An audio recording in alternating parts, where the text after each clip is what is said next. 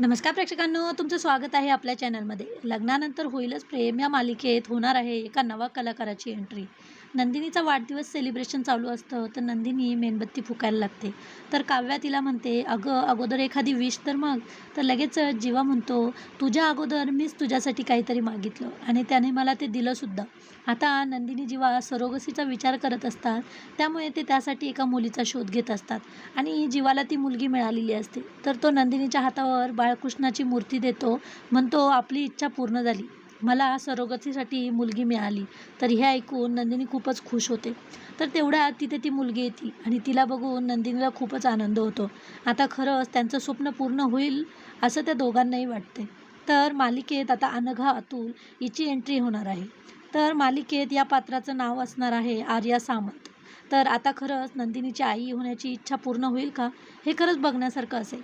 तर असेच व्हिडिओ बघण्यासाठी प्लीज आपल्या व्हिडिओला लाईक करा आणि चॅनलला सबस्क्राईब करा.